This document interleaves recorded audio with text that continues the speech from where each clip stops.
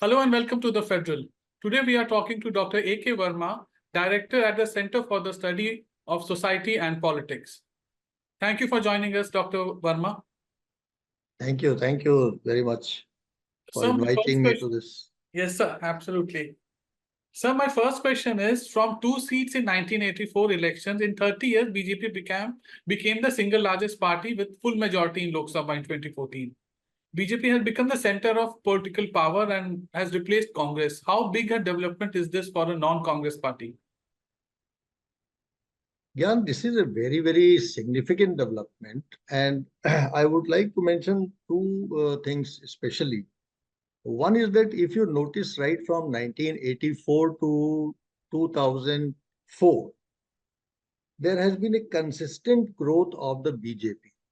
It was only in 2009 that the BJP dipped down to 1990s level, and seats were down by to 116. And then again, it bounced back in 2004, come Narendra Modi. And then since then, the party has been making a steady, growth.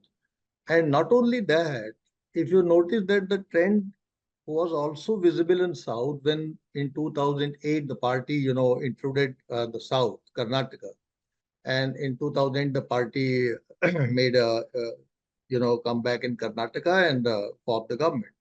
And since then, if we notice that the BJP has been consistently growing not only in North, but also in South, even in Kerala. If you see the vote share of the BJP, the vote share of the BJP is much higher in Kerala than that of Tamil Nadu.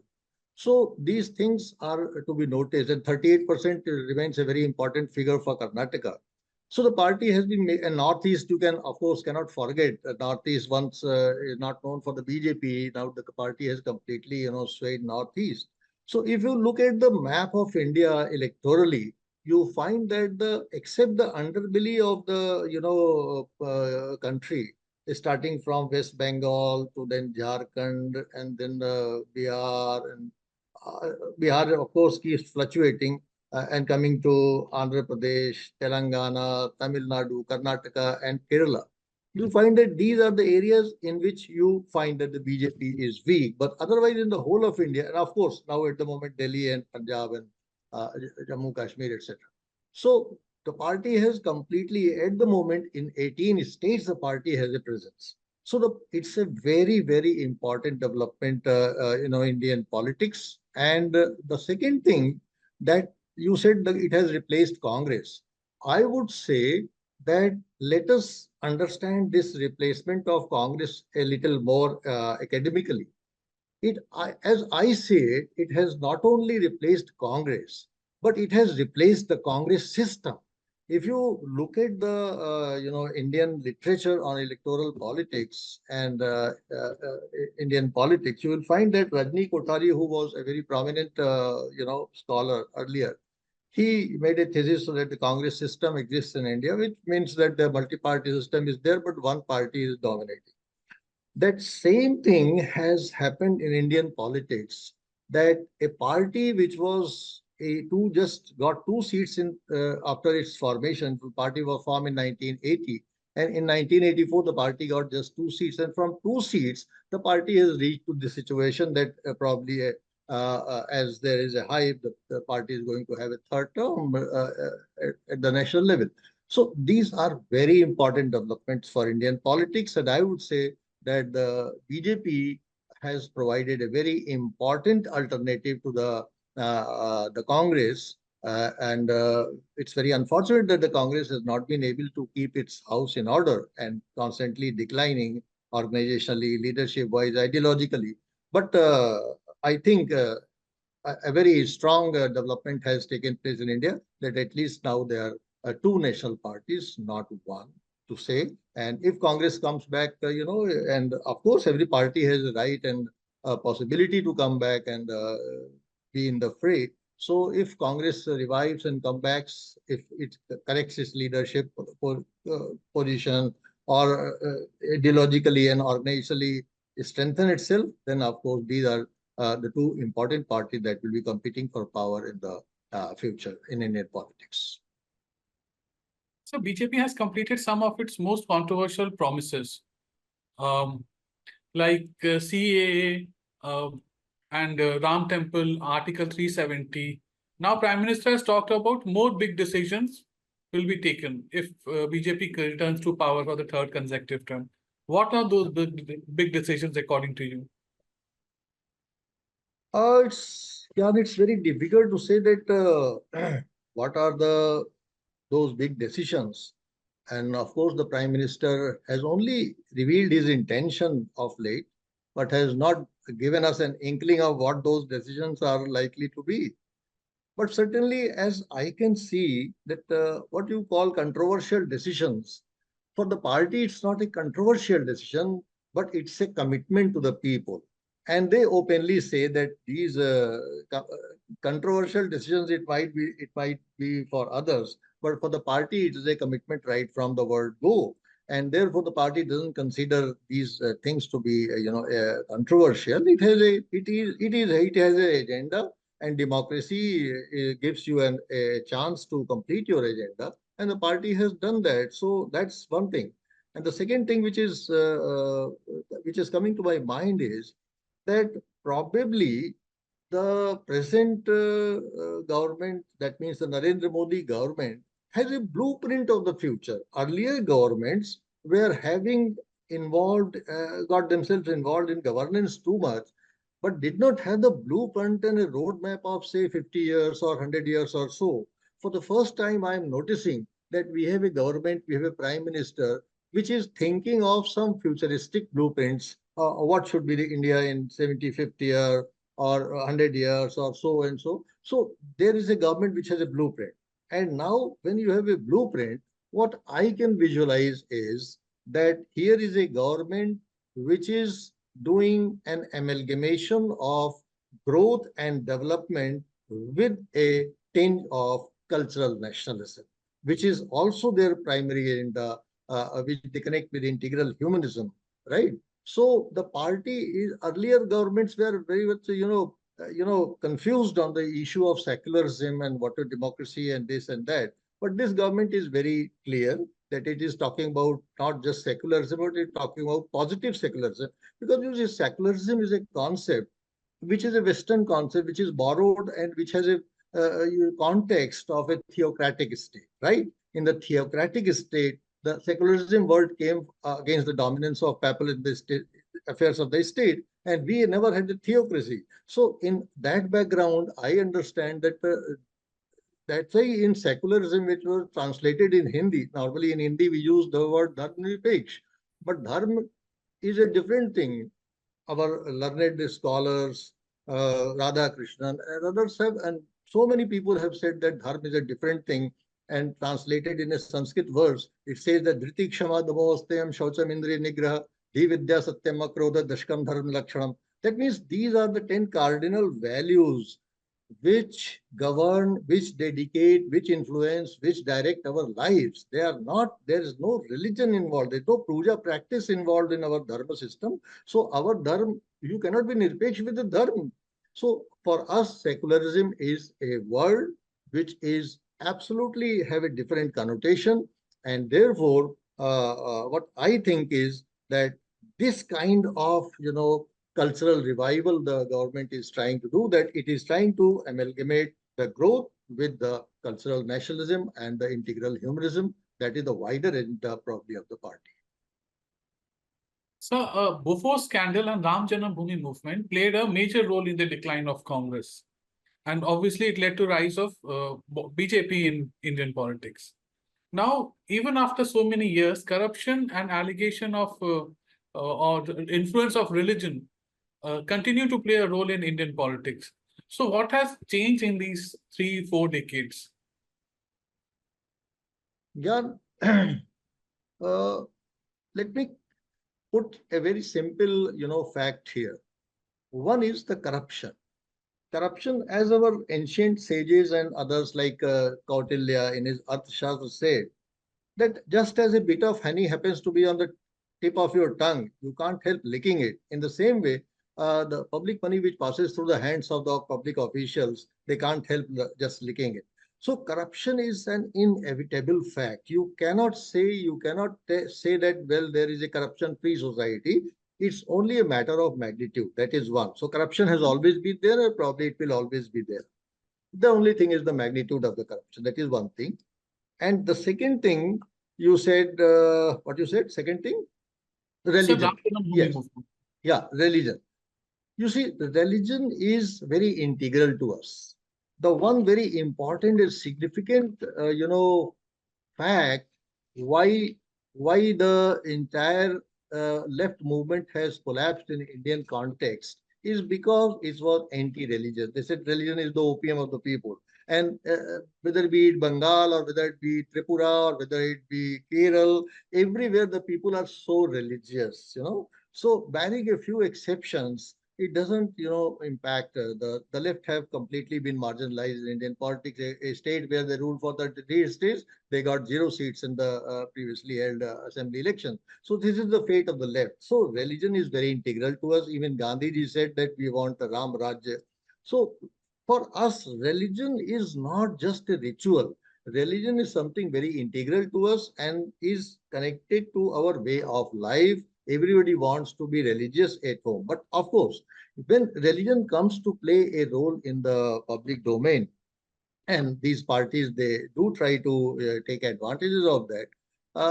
So I mean, yes, I must say, but one thing you might have noticed, that these religious revivals, the kind of Ram Mandir or other places, Varanasi and maybe Mathura and this and that, it has to be, a craving for the people of India. It's not related to this particular caste or that particular state or this particular party or that particular party, left or right or center or north or west. No, it's an Indian craving. Ram, Lord Shiv, and Lord Krishna, these trinities, they have been our idols, and we every Indian has a great respect for them. And so these temples, whether it be Ram Janmabhoomi revival or whatever, people have, a emotional connect with that. And therefore, you cannot rule out that the party which has led these movements may get political, rewards for all those things. But at the same time, let me tell you very clearly that, as I can see, this party, the BJP, is not simply complacent of, religious revival. Because I remember the day Prime Minister did Prana Pratishtha at Ayodhya, in the evening he was doing a inauguration of the longest bridge over there, which happened to be the longest river. So this parties, most of the people forget one thing and concentrate on the other thing. But we have to holistically understand that this party, on the one hand, is certainly doing the cultural revival and cultural nationalism for which he is committed. It's a manifesto. If you read the manifesto and constitution of the party, you will find that very clearly. It's all written over there, and there is nothing to hide in that. So the party's Article 3 of the BJP constitution talks about integral humanism. So all these things, they are doing it simultaneously. There is a holistic, approach to governance, which I say that it's also taking the cognizance of the people's aspirations and people's emotional, people's religiosity. At the same time, the party is very focused on the development and growth of the Indian economy. Otherwise, the Prime Minister would not be talking about 5 trillion, target. So these two things they are trying to integrate. So my last question is, we have seen two governments under the BJP in the last 44 years of its inception. One was under Prime Minister Atal Bihari Vajpayee, and the last 10 years under Prime Minister Narendra Modi. According to you, what is the difference between the two governments? That's a very interesting question again. And Atal Bihari Vajpayee, yes, he was a different kind of, a politician. But what I see in Narendra Modi is that Narendra Modi has, you know, you can say, I would say he's a sharp politician. He's a good leader, having all the leadership qualities, but he's also a shrewd politician. And why I'm saying this is that he is tightening and screwing the nut bolts, every nut bolt of the entire system, whether it be the corruption. All right, there might be hue and cry, but already he has declared zero tolerance and given leverage to the espionage agencies that fight against the corruption to the hilt. So, and of course, obviously, people are getting trapped, and it's people are questioning the timing. But whenever you trap these people, the question of timing will always remain because some of the other election is always going on. So that's an irrelevant thing. The only thing is that the judiciary doesn't find it convenient to give any relief to such people. So that's an important thing. Unnecessarily, why America and Germany are making hue and cry, I don't understand. It's our judicial system which is taking cognizance of the corruption cases. And you can't say that, first of all, bring every corrupt people under the net and then only investigate by corruption. That's no logic. Whosoever is getting into the trap is being produced before the judiciary and is being handed. So here is a man who understands that zero tolerance he has to do, and he has to give leverage to the espionage agency. Let people cry, whatever. The second thing that he has, and that there is very different from Atal Bihari Vajpayee, is that not only Atal Bihari Vajpayee, but even thereafter, Atal Bihari Vajpayee is after the party has been, not able to, you know, create a constituency for itself. The party was banking on the traditional constituency of Brahman, Baniya, and this and that, middle caste and middle class, this, that, traders, urban people, this. But here comes a man who understand that if you have to leverage yourself, if you have to escalate yourself from two people to 303, then you have to create a constituency for yourself.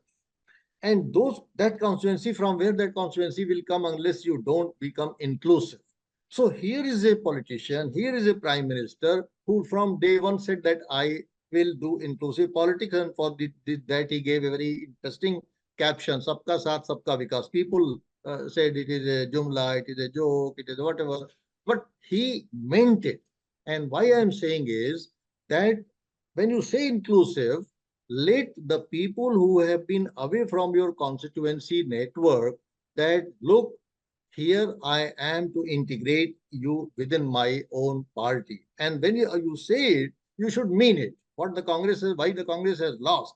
Congress was once a rainbow coalition party having an umbrella constituency. But why the Congress lost? That the Congress was saying that I am an umbrella party, but the Congress was not accommodating that umbrella components, the various denominations into the leadership structure and the power structure. That was one reason why you do not know anybody except Jagjeevan Ram in the entire long career of Congress party. But here is a party who is completely accommodating most of these social denomination in proportion to their share in the population, whether it be the party organization, whether it be the ticket allocation. And ultimately, the message has gone down that the party is not only a jumlebaj party of inclusive politics and sabka saath, sabka vikas, but the party is meaning it. And the one example that I will give you of Agra in Uttar Pradesh, that Agra is a constituency which is called the Dalit capital of country. And in this Agra, except in 1951 and 52, all the seats were won by the Congress. And thereafter, no political party, not even the Congress, won all those seats. For the first time in the previous Uttar Pradesh Assembly election, 2022, the party, won all seats in Agra. That means the party has completely, won the Dalit constituency in the country, which shows that there is a massive shift of the Dalits towards the come to the OBC, and the party has been very focused on the OBC, and the OBC have been accommodated according to their share in the population, whether it be ticket allocation or whatever it's the governance or cabinet formation, whatever. So two important major denominations have been integrated into the party power structure, and that makes a lot of difference. And therefore, the third thing, and which is the most and last important point that I'm going to make it, that the party has developed a strategy where you find that it has not neglected the caste dynamics and the caste calculus of the previous traditional regimes, but it has created a new hype for class. And the party has made itself class centric, or I would to further improve my presentation, I would say that the party has created four classes and amalgamated it to the existing caste dynamics, caste structure of the country. And those four classes that the prime minister has created for himself is: one is the women, the second is the marginal farmers, third is the youth, and fourth is the poor. So what very important thing has been done by Narendra Modi is that he has completely transformed the party's constituency, and he has brought all social denomination within the umbrella of BJP, and that is the reason why the party has got 300T and why the party is targeting 400 plus seats this Lok Sabha elections.